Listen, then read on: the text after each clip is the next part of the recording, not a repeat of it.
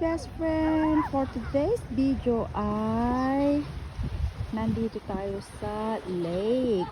Ayan, so unwind dahil hindi na nga gaanong malamig dito sa Texas, hindi kagaya last month na sobrang init.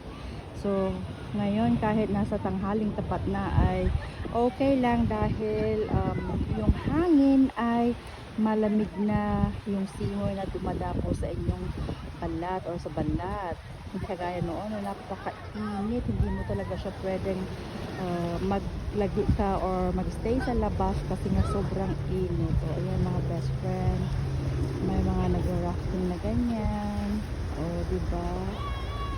So andito tayo, enjoy sila kasi nga maganda nga naman magtampisaw sa tubigan or sa lake. So yan, pero ako hindi ako lumusong gaano sa tubig dahil malamig yung tubig mga best friend. Yan, so papasyal ko na lang kayo. Ayan, mga bata ay natutuwa or nag-i-enjoy sila dahil nga naman bibihirang makapunta dito sa lake at medyo malayo-layo ng konti.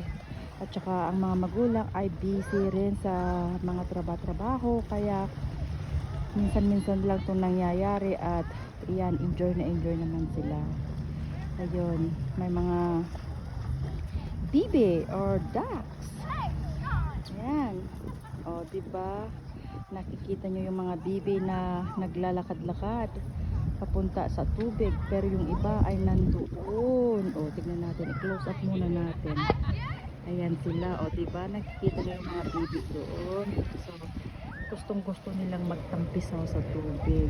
So ayan mga best friend, tignan nyo naman, ang ganda-ganda ng kapaligiran at napaka tahimik or peaceful siya, na it is really good to unwind at saka relax. Kung magmumuni-muni ka, perfect na perfect sa tabing lake or sa tabing dagat or sa tabing ilog.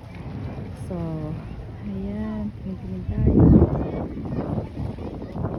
kapaligiran. Oh, may puno rin dito. Ayun si kuya nagmumuni-muni.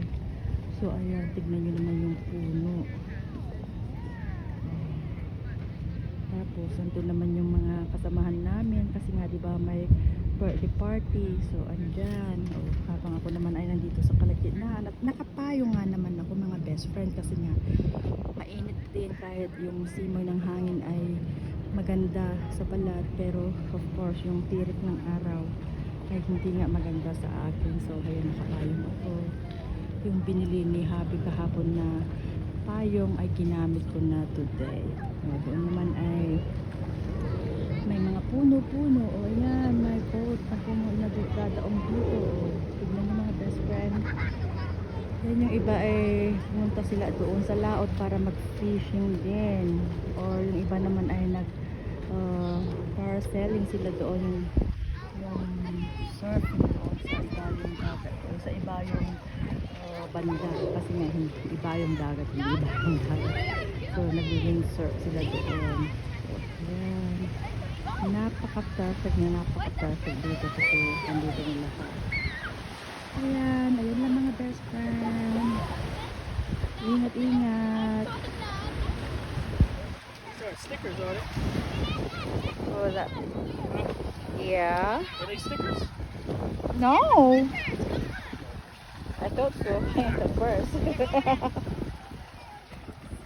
Ayan mga best friend, please subscribe and hit the notification bell para naman ay ma-notify kayo, at saka comments na rin kayo mga best friend, at share. Thank you for watching mga best friend. Bye, God bless you all.